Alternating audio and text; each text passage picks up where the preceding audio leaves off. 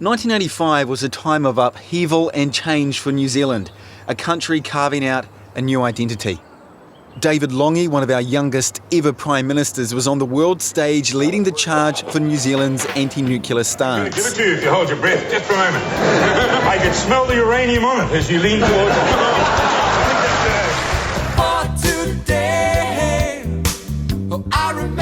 The recognition of te reo as an official language of New Zealand was around the corner, as was homosexual law reform. We are citizens of this country. We demand our rights as citizens of New Zealand. New Zealand had just witnessed the first act of terrorism on our shores, the bombing of Greenpeace's Rainbow Warrior by French foreign intelligence at the ports of downtown Auckland. Somebody blew up our boat. Which killed photographer Fernando Pereira. They ripped her guts out and killed one of her crew. But it was the death of another man, Arthur Easton, that grabbed headlines on the 14th of October.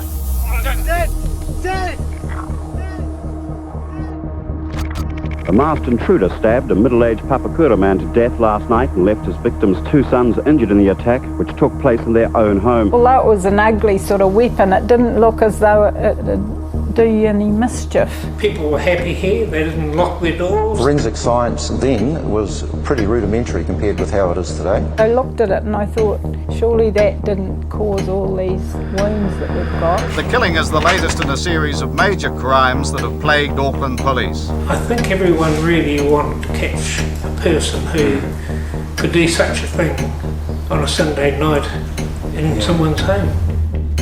From Newshub, this is Grove Road. I'm Mike Wesley-Smith. For the past year, I've been investigating a home invasion and murder that happened on a quiet suburban street in Pakeha on the night of October 13th, 1985. I've retraced the steps of the killer, interviewed witnesses who were never called to testify, and uncovered evidence that was never submitted to the court. He turned around and said I should have killed the black bastard. This is the story of the murder of Arthur Easton and the conviction of Alan Hall, a man with no alibi or answers. I think the jury would have been at least in two minds, if not pretty convinced that it would be wrong to convict him. But it's also a story about our system of justice, the power and trust we give to police and prosecutors, and their ability to find the truth. It's a pity it's so late for people like Alan Hall. My name is Alan Hall, and I was wrongfully convicted of the murder of Arthur Easton. It's possible in a crime story for the names of the victims to get lost. As the names of the accused and the guilty become etched into our minds, victims of crime can disappear, left out of the narrative and forgotten. Who was Hayman Lee? Just think of Adnan Syed. Who was Teresa Halbach? Think of Stephen Avery. Who was Susan Burdett? Think of Taina Pora. In the retelling of a person's murder, the person themselves, who they were, what they enjoyed, who they loved, can too easily be erased. You know, in a courtroom you only get to answer the questions that you're asked. For Jeanette Kidd, the nurse who lived next door to Arthur Easton and his sons, the woman who ran over to treat Arthur's wounds after he was stabbed by an intruder in his hallway on the night of October 13th, 1985, she simply wanted the opportunity to tell people who Arthur was. It was a bit frustrating really, because I thought there were things that they might have asked. So 33 years later, I asked Jeanette the question that the lawyers hadn't. What were the most important things that you wanted to say but you weren't able to? I wanted to say what a nice family they were and what a nice man Arthur was, but I guess it wasn't, I don't guess it was relevant. Who Arthur was is relevant as a matter of respect and as a reminder of what was lost to the Easton family that night. It's hard to paint a complete picture of him, but there are glimpses, from what his sons told police and from the obituaries posted in the newspaper, and from his wife Angela, who spoke to the media in the days after the murder. Arthur and Angela had separated, but they continued to raise their children together between the two homes. I feel really devastated, really. It's very tragic that a man in the prime of his life, with a lot of good years ahead of him, we brought up a large family together, been through our trials and tribulations. We're very proud of our family. We feel we've done well with them. and we wanted both to see our grandchildren and in the future and all their weddings and that. And one of our boys is getting married in February, and his father won't be here now. Arthur Easton was a keen reader. Anything by Wilbur Smith was a good bet for birthday or Christmas presents. He was a religious man, a Catholic who went to church most Sundays. He was a family man, a father of 5 who was hugely proud of his children's achievements. He was a respected technician at the Pakeha telephone exchange where he worked for 37 years. He enjoyed a weekly pint and a game of snooker at the local workingmen's club. And he was a man whose life ended in the hallway of his home.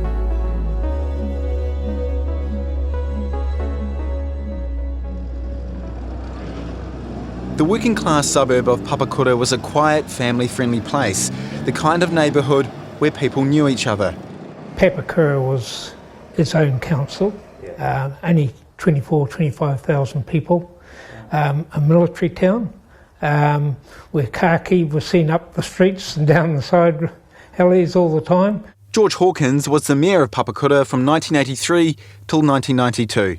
It had the problems with young populations like most other towns, but generally people were happy here. They didn't lock their doors. But after the murder of Arthur Easton, locals say it felt like something changed. People were generally absolutely stunned to have your house invaded, and this is before the term home invasion was being used. On a Sunday night, around about 7 o'clock, 8 o'clock, something like that, people just couldn't believe it. Did it change how people viewed their own home security? Yeah, people were generally very nervous. I think everyone really wanted to catch a person who could do such a thing on a Sunday night in someone's home. Driving through Pakeha now, you can kind of tell it's still a lot of families live here. You see a lot of young people walking on the street. There's retirees and their little mobility scooters with the flag flying behind. And indeed, a lot of parts of Pakeha, like the streets that I've seen mentioned in the police file, a lot of it does look the same as it did 33 years ago. We're just coming up to Grove Road, so here's Grove Road. Cool. Police photographs of Arthur Easton's home at the time of the murder show a well-maintained, low-lying bungalow. Its grey brick exterior looks solid and homely. There are wooden slats over the windows and small conifer trees outside the front door. The chain-link gate out front is painted white, and there's a tall row of hedges that leads up one side of the driveway. It looks smart and loved. It's a place for raising kids, not losing your life on a Sunday night. But yeah, these days, driveway's quite cracked. The hedging is actually either died away or being cut down, and fortunately the Easton house looks quite worse for wear actually. Hi, nice to meet you. The house is currently on the market, so my producer Maggie and I are using an open home to have a look inside. It's currently tenanted, so when we visit, we wait for permission from the tenants before we head in.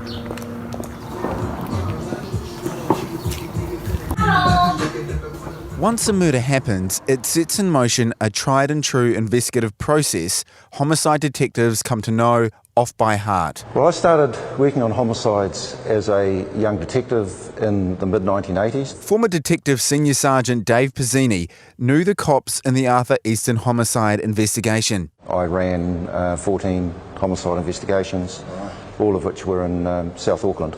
I've asked him to explain how the Grove Road scene and any homicide would have been processed. There's 4 key words there. One is to clear the scene. Another one is to freeze it, preserve everything within the scene, and to control the scene. On the night of the murder, when police first arrived at about 8:12 p.m, Arthur Easton was still alive. What's the role when police arrive and the victim's still alive? Preservation of life is always paramount. So if the victim is still alive, every effort is made to recover the victim from the scene as quickly as possible, get them in an ambulance and get them to the A&E department. In doing so, you try and minimise contamination to the scene, but that's secondary. That meant it was not possible to control and freeze the crime scene. Saving the life is paramount. Arthur could not be saved and died at 8:35. As one detective would later recall, this was a crime scene that had been severely contaminated. From that point onwards, it was then up to the officers to find what evidence the scene offered up. Forensic science then was pretty rudimentary compared with how it is today. We had no DNA technology back then, and so the best we had was ABO blood grouping. There are all the other categories of forensic science, such as shoe prints, hairs. Hello. As we enter, the kitchen is on the right. It was on the wallpaper beside the kitchen door that police located the first of 3 unidentified fingerprints found on or near the crime scene. So is that north or south? It's the hallway of the home, though, that we're most interested in.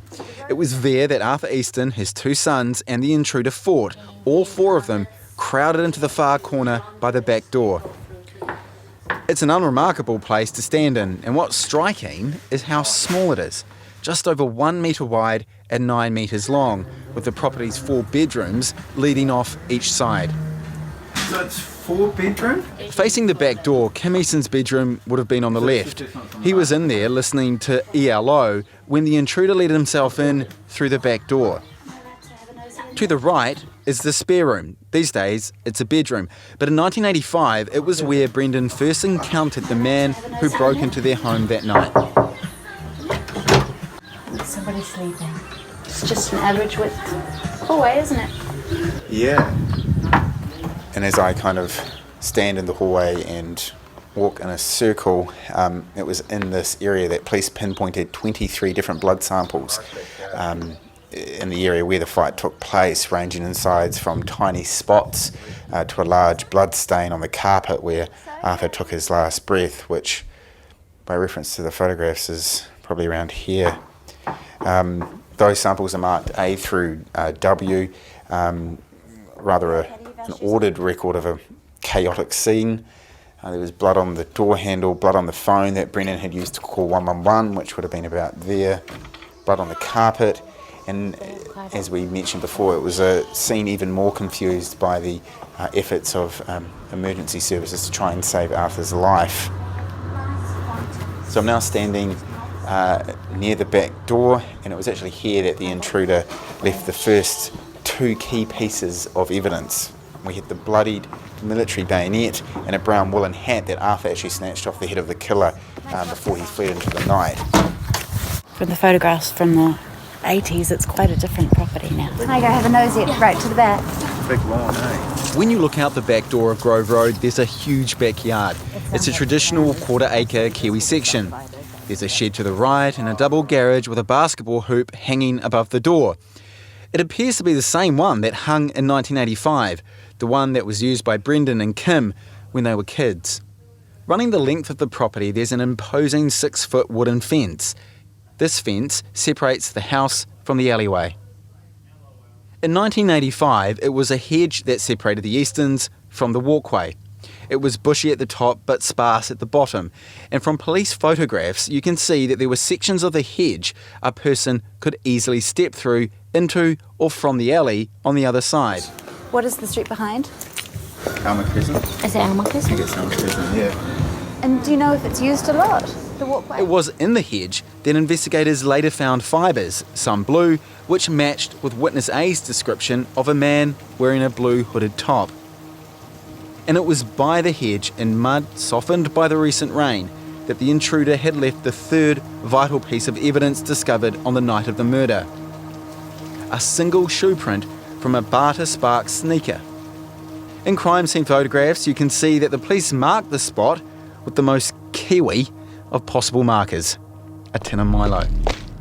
The killer used local walkways to escape from the scene, and this use of local shortcuts indicates someone with a detailed knowledge of the area. The walkway remains the same as it did back then, so it's possible to recreate the exact route of the offender.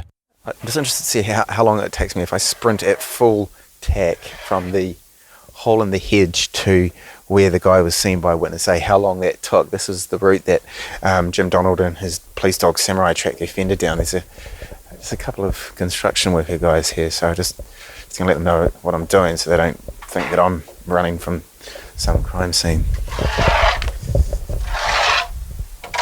Oh, hey man, just to let you know, I'm just timing myself running from a spot up there to a spot over there. It's just so don't, just if you wonder why I'm sprinting. Thanks, man. Nice guy. So I'm just going to see if I can time myself running that distance. Right, I'm off.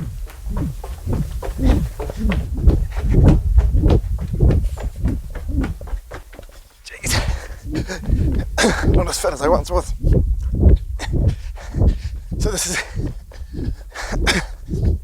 down the route the offender apparently took.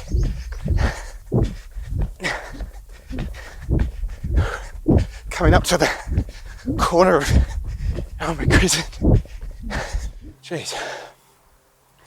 Took me about 2 minutes to run from the murder scene to this spot, a distance of about 400 metres, where witness A said he saw a suspicious man running, and he crosses over the road and the offender ran across and there's a walkway. If you can't tell from all my huffing and puffing there, I just ran from the murder scene to outside number 5 and 7 Alma Crescent, the point where the police tracker dog Samurai lost the scent of the intruder that night. So the police definitely thought the offender, at least initially, was local because of his knowledge and use of these walkways to get away from the scene really quickly. It's an interesting feature actually. Pakeha, there's quite a lot of these walkways that kind of crisscross the neighbourhood. And yeah, it's another interesting thing that I was told by a police dog handler. You'll remember that Jim Donald said the conditions on the night were ideal for tracking, and apparently if a person is running and is full of adrenaline and sweat, then that can actually help enhance the scent they leave behind in terms of what the dog's able to pick up. It's quite something I had not known before that. 3 key pieces of evidence. A bayonet, distinctive and bloodied. The hat, brown and pretty unremarkable. And a partial footprint in the mud. Investigators were confident that such distinctive articles, particularly the bayonet, would lead to the perpetrator. Someone must know who owns a hat like this and who has the bayonet, the type that we're interested in. And I believe this will lead us to the offender. That's Detective Senior Sergeant Calvin McMinn, one of the heads of the murder inquiry, speaking to reporters in 1985. One police officer who attended the Grove Road murder scene has asked not to be named. So from now on, I'll call him Police Officer 1. It was a close-knit police community, all supportive of each other. Was there a lot of crime, or was it just like any other part of Auckland?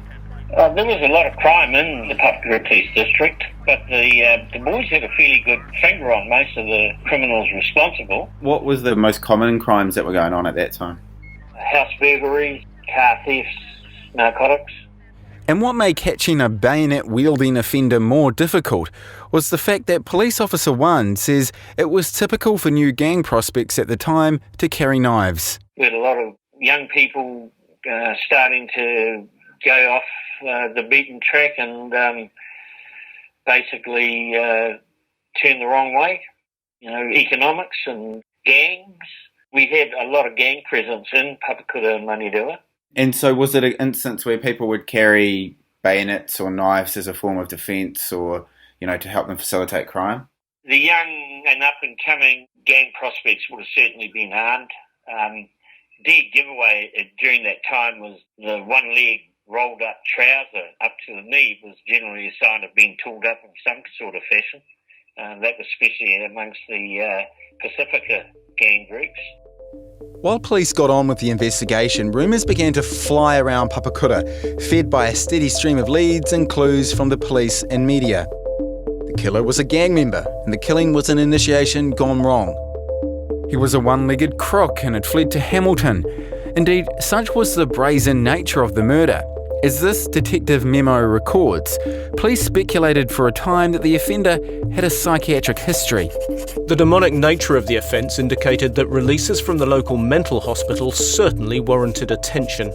The manner in which the offender entered a well-lit and obviously occupied home in the early evening, plus the fact that the offender decided to stand and fight the occupants while armed with a bayonet rather than flee, indicates this offender may well have a mental history. And there were tip-offs from members of the public keen to catch a dangerous criminal. There was the bricklayer who told police he'd been attacked by a bayonet-wielding burglar in 1983. The hairdresser who saw two teenagers passing a knife between them at a takeaway bar. And the school caretaker who saw a Black Power gang member with a long blade. But despite all their lines of inquiry, by October 23rd, the day of Arthur Easton's funeral, police were getting no closer to an arrest. The cortege took the body for burial at the South Auckland Cemetery. I joined the police in 1980 and I left at the beginning of 1989, so I did just bang on 9 years. In 1985, Bruce Hesketh was a detective constable and brand new member of the CIB, the branch of police that investigates serious crimes. He was put on the General Inquiries team on day one of the investigation. Our job was to attend to calls that were coming in from the public information following up on things like that. Bruce told me that most murders are carried out by people who are readily identified, that is, people who are known to the victim. These are what the police call name and address murders. But the Easton case was different. I mean, this was a real whodunit.